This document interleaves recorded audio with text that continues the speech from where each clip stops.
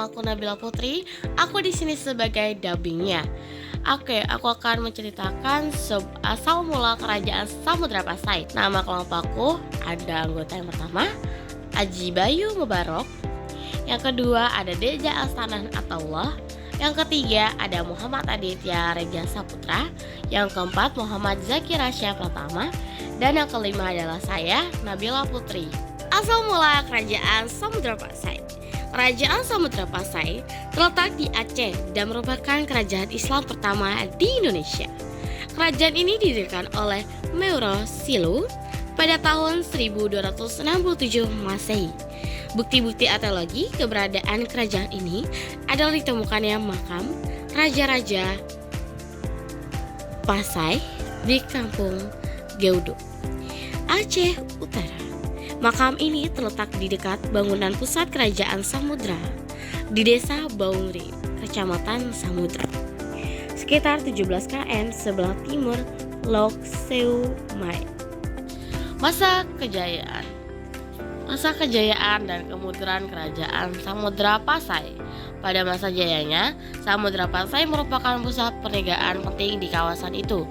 Dikunjungi oleh para saudagar dari berbagai negeri seperti Cina, India, Siam, Arab, dan Malaysia. Komoditas utama adalah lada. Sebagai bahan perdagangan yang besar, Samudra Pasai mengeluarkan mata uang emas yang disebut dirham. Uang ini digunakan secara resmi di kerajaan tersebut. Di samping sebagai pusat perdagangan, Samudra Pasai juga merupakan pusat perkembangan agama Islam. Seiring perkembangan zaman, Samudra mengalami kemunduran hingga ditaklukkan oleh Majapahit Seiring perkembangan zaman, Samudra Pasai mengalami kemunduran hingga ditaklukkan oleh Majapahit sekitar tahun 1360 Masehi. Pada tahun 1524 Masehi ditaklukkan oleh Kerajaan Aceh. Nama-nama sultan yang berkuasa di Kerajaan Samudra Pasai: Sultan Malikul Saleh yang menjabat dari tahun 1267 hingga 1267 Masehi. Yang kedua ada Sultan Muhammad Malikul Zahir, masa awalnya 1267 hingga 1326 Masehi. Yang ketiga, Sultan Mahmud Malik Az-Zahir dari tahun 1326 sampai dengan 1344 Masehi. Yang keempat, ada Sultan Malik Az-Zahir, belum tahu masa awalnya kapan, dan sampai 1346 Masehi. Yang kelima, Sultan Ahmad Malik Az-Zahir yang memerintah dari 1346 sampai dengan 1380 Masehi. Yang keenam, Sultan Jain Al-Badin Malik Az-Zahir yang memerintah dari tahun 1383 sampai dengan 1405 Masehi. Nomor 7, Sultanah Nasraisyah yang memerintah dari tahun 1405 sampai dengan 1412. 8, Sultan Salah ad-Dini yang memerintah dari tahun 1412. Sultan yang ke-9 yaitu Abu Zaid Malik Az-Zahir dari tahun 1455. Yang ke-10 ada Sultan Mahmud Malik Az-Zahir yang memerintah dari tahun 1445 sampai dengan 1477. 11 ada Sultan Zain Al-Abidin yang memerintah dari tahun 1477 sampai dengan 1500. Yang ke-12 ada Sultan Abdullah Malik Az-Zahir yang memerintah dari tahun 1501 sampai dengan 1513. Yang ke-13 ada Sultan Zain Al-Abidin yang memerintah dari tahun 1513 sampai dengan 1524 Masehi. Periode pemerintahan dan wilayah kekuasaan Kerajaan Samudra Pasai. Periode pemerintahan tentang masa kekuasaan Samudra Pasai berlangsung sekitar 3 abad dari abad ke-13 hingga ke-16 Masehi. Wilayah kekuasaan Pasai mencakup wilayah Aceh ketika itu. Struktur pemerintahan Kerajaan Samudra Pasai. Pimpinan tertinggi kerajaan berada di tangan sultan yang biasanya memerintah secara turun-temurun. Pimpinan tertinggi kerajaan berada di tangan sultan yang biasanya memerintah secara turun-temurun. Biasanya terdapat seorang sultan sebagai pimpinan kerajaan. Terdapat puluhan beberapa jabatan lainnya seperti menteri besar atau perdana menteri atau orang kaya besar, seorang bendahara, seorang komandan militer atau panglima angkatan laut yang biasanya dikenal dengan gelar Laksmana, seorang sekretaris kerajaan, seorang kepala mahkamah agama yang dinamakan Qadi, dan beberapa orang syah bandar yang mengepali dan mengawasi perdagangan asing di kota-kota pelabuhan yang berada di bawah pengaruh kerajaan itu.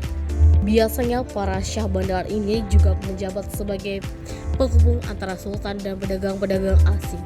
Selain itu, menurut catatan Muhammad Yunus Jamil, bahwa pejabat-pejabat kerajaan Islam Samudra Pasai terdiri dari orang-orang alim dan bijaksana.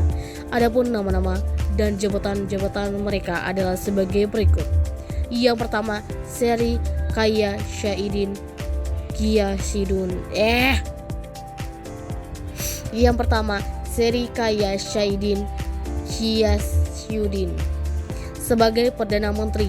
Yang kedua, ada Syahid Ali bin Ali al-Makharin sebagai Syekhul Islam. Yang ketiga, Bawakayu Alil Hisamuddin al-Malabari sebagai Menteri Luar Negeri. Kehidupan politik Kerajaan Samudra Pasai. Kerajaan Samudra Pasai yang didirikan oleh Marasilu bergelar Sultan Malik al-Saleh sebagai raja pertama yang memerintah tahun 1285 sampai dengan 1297. Pada masa pemerintahannya, datang seorang musafir dari Ventelia atau Italia pada tahun 1297 yang bernama Marco Polo.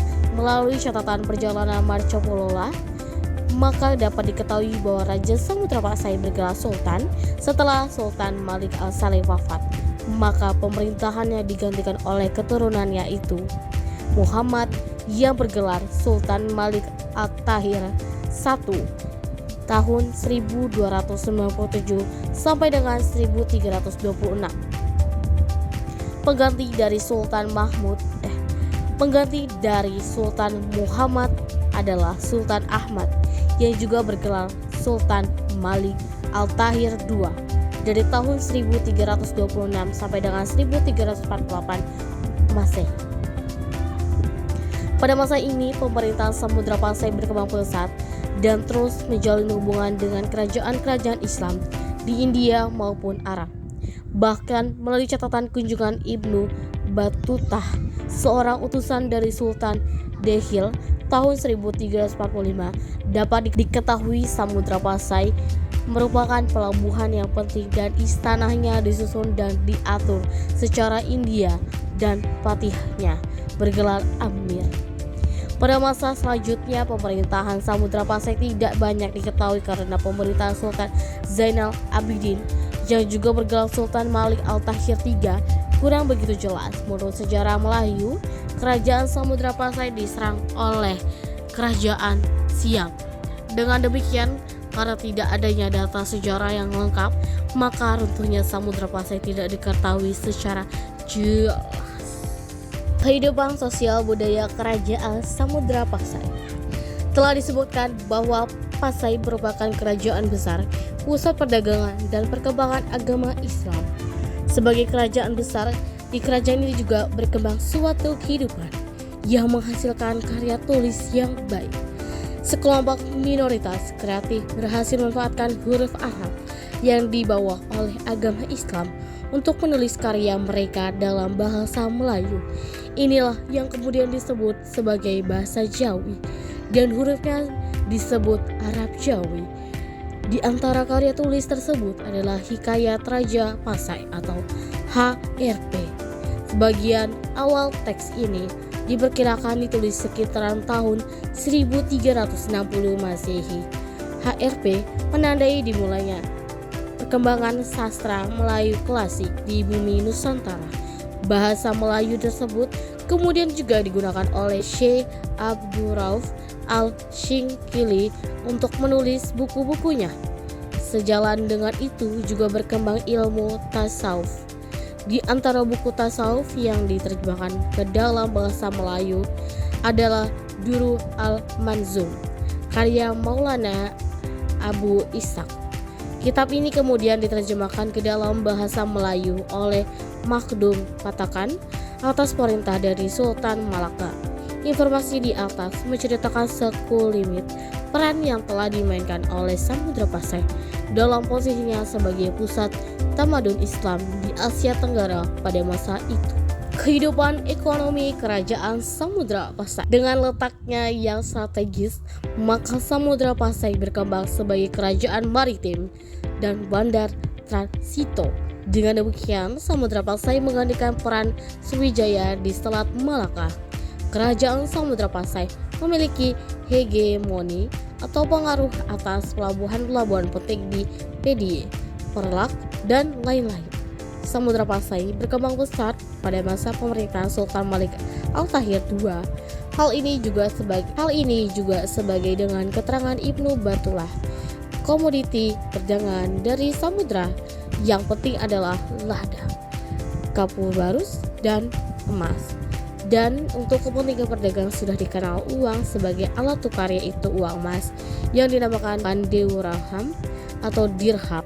Peninggalan kerajaan Samudra Pasai yang pertama ada nisan Samudra Pasai. Yang kedua, gerabah lokal, keramik asing, serta benda low. Yang ketiga ada koin dirham Samudra Pasai. Yang keempat, cakra dunia. Yang kelima ada stempel Sultan Malik Az-Zahir. Yang keenam, hikayat raja-raja Pasai. Yang ketujuh, naskah surah Sultan Zainal Abidin. Yang kedelapan, tradisi Peutro Neu. Sekian presentasi dari kelompok kami. Jika ada kesalahan dalam penulisan mohon dimaafkan, dan jika ada kesalahan di pengucapan mohon dimaafkan. Kami pamit undur diri. Wassalamualaikum warahmatullahi wabarakatuh.